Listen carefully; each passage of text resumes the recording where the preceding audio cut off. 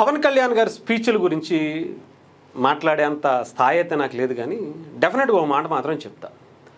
ఆయన మాట్లాడినటువంటి ప్రతి స్పీచ్ కూడా స్టార్టింగ్ నుంచి ఎప్పుడు కామన్ మ్యాన్ ప్రొటెక్షన్ ఫోర్స్ అప్పుడు మాట్లాడిన దాని నుంచి ఇప్పటి వరకు ఈరోజు అంటే మొన్న ఆంధ్ర యూనివర్సిటీలో అక్కడ కాలేజీ పిల్లలను ఉద్దేశించి మాట్లాడినటువంటి ప్రతి స్పీచ్ కూడా డిక్షనరీలో ఒక బుక్ అచ్చు వేసి దాని గురించి వివరంగా ఆయన అర్థం ఇది దాని గురించి అర్థం చేసుకుంటే దాని ఫలితాలు ఎలా ఉంటాయి అని ప్రతి స్పీచ్ని ఒక్కొక్క బుక్గా చేసి నిజంగా చెప్పాలంటే ఒక డాక్యుమెంటరీ చేసి ఇస్తే చాలా అద్భుతంగా ఉంటుంది అనుకోవాలి.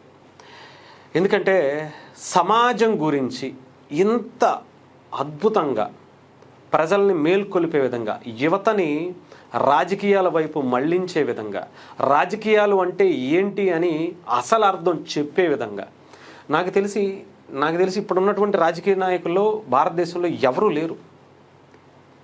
అలాంటి వ్యక్తి ఆయన చెప్తున్నారు మొన్న ఆంధ్ర యూనివర్సిటీలో ఈ కాలేజీకి ఇలాంటి వాటికి చదువుకున్న వాళ్ళ దగ్గరికి రావాలంటే నేను 1-2 సార్లు ఆలోచిస్తాను, నేను దానికి అర్హున్నా కాదా అని.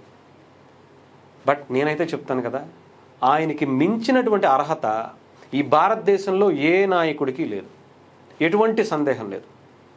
అంటే ఎవరైనా మిగతా నాయకులు వాళ్ళ పార్టీ ఎదగాలని, అంటే వాళ్ళు ఎదిగిపోవాలని, సీఎం అయిపోవాలని, పిఎం అయిపోవాలని, లేదంటే ఇంకొకటనో డబ్బులు సంపాదించుకోవాలని ఉంటారు.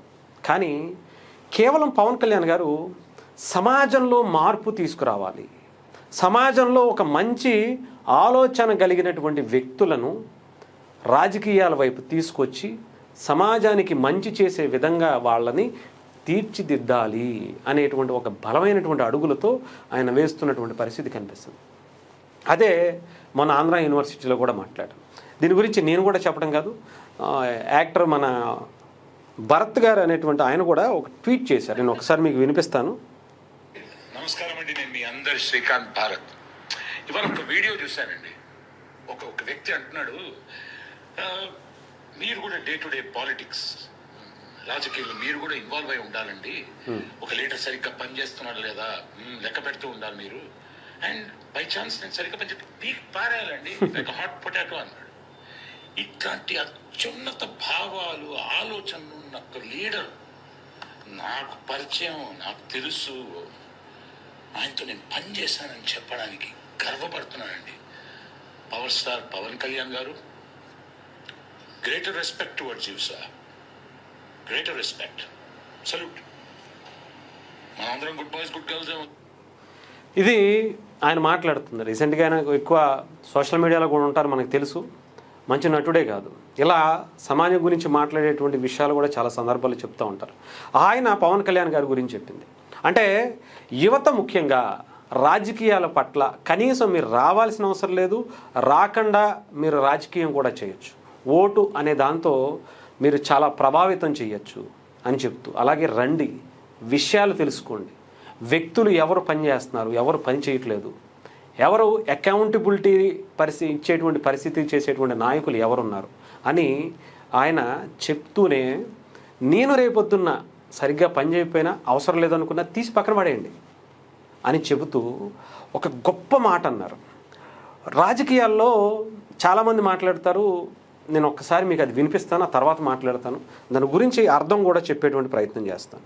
మీకు నచ్చిన వ్యక్తి నాలాంటి చెప్పినా కానీ, లేదా ఒక కార్ల్ మార్క్స్ చెప్పినా కానీ, ఏ గొప్ప ఐడియాలజీ మీరు చెప్పినా కానీ, you put it to test. మీ జీవితంలో మీరున్న ఈ పర్టికులర్ టైంకి is it applicable or not. Blind గా గుడ్డిగా ఏ ఐడియాలజీ నమ్మకండి, చెప్పేసి వెళ్ళిపోతారు వీళ్ళు. నేను ఎందుకు ఈ బాధ మీకే చెప్తున్నానంటే, 70లో ఒక పర్టికులర్ ఐడియాలజీ పట్టుకుని, నేను 90s ఒక పర్టికులర్ ఐడియాలజీ పట్టుకుని 80s లో ఒక బ్యాలెన్స్ లేని ఐడియాలజీస్ ని పెట్టుకుంటే ఏం జరుగుద్ది అంటే, ఎంతమంది ఆ మాటలు విని అడుగులోకి చచ్చిపోయారు దాని నిజంగా బాధగలిగారు. It's all they have embraced one ideology which is not applicable. Practical results రావు. అందుకని యూనివర్సిటీస్ లో విద్యార్థులు, నాయకులు ఉండొచ్చు, ఐడియాలజీస్ ఉండొచ్చు, పొలిటికల్ పార్టీలు, అఫిలియేటెడ్ గ్రూప్స్ ఉండొచ్చు. As each one of you make sure what ideology is it both to be embraced. మీరు ముందు చూడాలి, ఒక తరం తర్వాత చూడాలి, 2 తర్వాత ముందు చూడాలి. So make sure what ideology you are embracing. You embrace an ideology which will uphold dharma, You embrace an ideology which holds constitutional values. You embrace an ideology which will show gratitude to the nation. ఇది పవన్ కళ్యాణ్ గారు చాలా ప్రసంగం ఉంది, but మీరు వినండి, డెఫినెట్గా వినాలి. ప్రతి ఒక్కళ్ళు వినాల్సినటువంటి స్పీచ్ అది. ఎందుకు అంటే చాలామంది అనుకుంటారు పవన్ కళ్యాణ్ గారికి రాజకీయాలు తెలియవు, రాజకీయాలు రావు అంటారు. నాకు తెలిసి నేను చెప్తున్నాను కదా, పవన్ కళ్యాణ్ గారి కన్నా ఈ దేశంలో రాజకీయాలు తెలిసినటువంటి వ్యక్తి ఎవడు లేడు. ఏమైనా అనుకోండి, నేను చెప్తున్నాను కదా, రాసి పెట్టుకోండి, మార్క్ మై వర్డ్స్, ఈ దేశంలో పవన్ కళ్యాణ్ గారు మించినటువంటి రాజకీయ నాయకుడు, అంత దూరదృష్టి ఆలోచించేటువంటి వ్యక్తి లేరు అని చాలా క్లియర్గా చెప్పారు. ధర్మాన్ని ఎలా కాపాడుకోవాలో, అంటే మనం విలువలతో కూడినటువంటి ఒక ధర్మంతో కూడినటువంటి రాజకీయాన్ని ఎలా చేయాలో, లేదంటే ఏదైనా సరే ఒక ఆలోచన, ఎప్పుడో 1990s 80s నేను ఒక ఆలోచన తీసుకున్న, అప్పుడు అది కరెక్ట్ అనిపించింది. అంటే ఎగ్జాంపుల్ ఆయన చెప్తూనే నక్సలైట్ల గురించి, ఆ టైంలో వెళ్ళిపోవాలను ఇంకోటను అనుకున్నాను. అది ఆ రోజుకి కరెక్ట్, ఇప్పుడు కాదు. అలా అని చెప్పి ఎవరో పెద్ద పెద్దోళ్ళు గొప్ప గొప్పోళ్ళు మార్షల్ ఆర్ట్స్ వాళ్ళు ఇంకొకళ్ళు లాంటి వాళ్ళు, అంటే లెఫ్ట్ భావజాలంతో లేదా ఇంకొక వింగులతో రాసి బుక్కులు రాసేసి మనకి ఇచ్చేసినటువంటి వ్యక్తులు చాలా గొప్పోళ్ళు ఉంటారు. ఇవి కరెక్టా కాదా అని మనకి నీకు టెస్ట్ చేసుకో. ఎందుకంటే అది అప్పటికి వర్తిస్తుంది, ఇప్పటికి కాదు. ఇప్పటికి తగ్గట్టుగా దాంట్లో అలాంటి విలువలతో కూడినటువంటి రాజకీయాన్ని చేయాలి అంటే దాన్ని మనం మార్చుకుని ఎలా వెళ్ళాలి అని పవన్ కళ్యాణ్ గారు చెప్పినటువంటి విధానం ఉంది చూసారా. ఎందుకంటే రీసెంట్గా చాలామంది మాట్లాడేస్తూ ఉంటారు, పవన్ కళ్యాణ్ గారికి ఏం తెలిసా రాజకీయ నాయకులు, ఒకసారి ఆ పార్టీతో ఉన్నాడు, ఒకసారి ఈ పార్టీతో ఉన్నాడు, ఇంకోసారి ఇంకో పార్టీతో ఉన్నాడు, ఇప్పుడు డిప్యూటీ సీఎం ఎవరిని పడితే వాళ్ళు కాలు పట్టుకుంటాడయ్యా అని మాట్లాడతారు కదా. ఇక్కడ పవన్ కళ్యాణ్ గారికి అల్టిమేట్ గోల్ ఒకటి ఉంది. ఆ అల్టిమేట్ గోల్ రీచ్ అవ్వటానికి, ఆ గోల్ పవన్ కళ్యాణ్ గారు ఎప్పుడో డిసైడ్ చేసుకున్నారు. ఆ గోల్ రీచ్ అవ్వటానికి వచ్చేటువంటి సోర్స్ని తీసుకుని ఒక విలువలతో కూడినటువంటి రాజకీయంలో వచ్చేటువంటి అవకాశాలని అందిపుచ్చుకుని ఎక్కడా వెనకడుగు వేయకుండా ముందుకు వెళుతూ ఎన్ని అడ్డంకులు వచ్చినా, ఎన్ని దారుణమైనటువంటి పరిస్థితులు వచ్చినా చాలా జాగ్రత్తగా నీటి ప్రవాహం కొండల్ని గుట్టల్ని వీటిని చీల్చుకుంటూ ఎలా వెళుతుందో అంతిమంగా ఎక్కడికి వెళ్ళాలో అక్కడికి చేరుకుంటుందో పవన్ కళ్యాణ్ గారి రాజకీయం కూడా అంతే. అది పవన్ కళ్యాణ్ గారు చెప్పారు. 2014లో ఒకరికి చెప్పారు, 2019లో ఇంకొకరితో చెప్పారు అని కాదు. ఇక్కడ ఇంకొక మాట కూడా చాలామంది మాట్లాడతారు. ఇక్కడ పవన్ కళ్యాణ్ గారి గురించి నేను ఇందాక చెప్పానుగా, ఆయనకి రాజకీయం తెలియదయ్యా అని చెప్పి.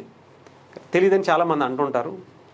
ఆయన అందరూ వాడుకున్న వాళ్ళే తప్ప ఆయన ఎవరికి అందరూ కూడా మిగతా రాజకీయ నాయకులు అందరూ కూడా ఆయన వాడుకుని వదిలేస్తున్నారు అని చెప్పి నేను ఒక మాట చెప్తా. నేను ఇందాక కూడా చెప్పా, పవన్ కళ్యాణ్ గారికి మించినటువంటి రాజకీయ నాయకుడు ఆయనకి తెలియదు అని మీరు అంటారు. నేను చెప్తున్నా కదా, ఆయనకి లాగా తెలిసినటువంటి రాజకీయ నాయకుడు ఎవరు లేరని.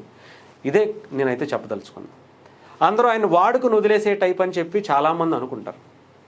కానీ ఆయనే అందరినీ వాడుకుని అంతిమంగా ఒక మంచి రాజకీయ వ్యవస్థను ఒక గోల్గా పెట్టుకుని వెళుతున్నటువంటి జర్నీ ఆయనది. ఆయనే అందరినీ ఎవరిని ఎప్పుడు ఎక్కడ పద్ధతిగా నిజాయితీగా ధర్మంగా వాడుకుంటూ అంతిమంగా ఒక గొప్ప విధానంతో కూడినటువంటి రాజకీయ వ్యవస్థను ఆయన అంతిమ గోల్ అనుకోవచ్చు. దాన్ని అక్కడికి వెళ్ళటం కోసం చాలా ప్రయత్నాలు చేస్తున్నారు. డెఫినెట్గా ఈ పార్టీతో ఉండాలి, ఆ పార్టీతో ఉండాలంటే ఆయన వ్యూహం అయింది. ఇది నేను ఎక్కడ విన్నానంటే, మార్షల్ ఆర్ట్స్లో చెప్పేటప్పుడు చాలామంది అనుకుంటారు ఇది కొట్టేసుకునేది, చంపేసుకునేది, ఇంకోటి ఉంటుంది, ఎదటి వాళ్ళు వస్తే మనకి సెల్ఫ్గా ఉండేటువంటిది, అంటే సెల్ఫ్ సెక్యూరిటీ అనుకోవచ్చు, ఓకేనా. కానీ దానికన్నా ముందు మార్షల్ ఆర్ట్స్లో చాలా గొప్ప విధానం ఉంటుందట. అంటే ఎవరు ఎప్పుడు ఎలా నడుచుకోవాలో, ఒకడు కొట్టడానికి వచ్చినప్పుడు తిరిగి కొట్టేయడం కాదు, సందర్భానుసారం చిన్నదాంతో పోయేది. అంటే ఒక నవ్వుతో పోయేదాన్ని అనవసరంగా కోపంతో, ఆడు కోపంగా వచ్చాడని మనం కూడా కోపంగా ఉన్నాం అనుకో, అది యుద్ధ వాతావరణం ఉంది. అదే వాడు వచ్చి మనం నవ్వే అయిపోయింది అనుకోండి, మంచోళ్ళే సరదాగా ట్రీట్ తీసుకుని వదిలేస్తాడు, ఫ్రెండ్షిప్ అయిపోద్ది. సందర్భానుసారం మనం అక్కడ మోల్డ్ అవ్వేటువంటి విధానాన్ని పవన్ కళ్యాణ్ గారు ఆయన రాజకీయ ప్రయాణంలో, సినిమా జీవితంలో చేస్తున్నటువంటి అచీవ్మెంట్స్ కనిపిస్తాయి. ఈరోజు ఆయన ఆంధ్రప్రదేశ్ డిప్యూటీ సీఎంగా చాలా చిన్న మంత్రి పదవిలోనే కావచ్చు, కానీ చాలామంది ఆంధ్రప్రదేశ్ సీఎమ్మా ఇంకొకట అక్కడికి వెళ్ళిపోవాలి కదా అనుకుంటున్నారు. ఆయన రేంజ్, ఆయన ఆలోచన వేరు, ఆయన గోల్ వేరు.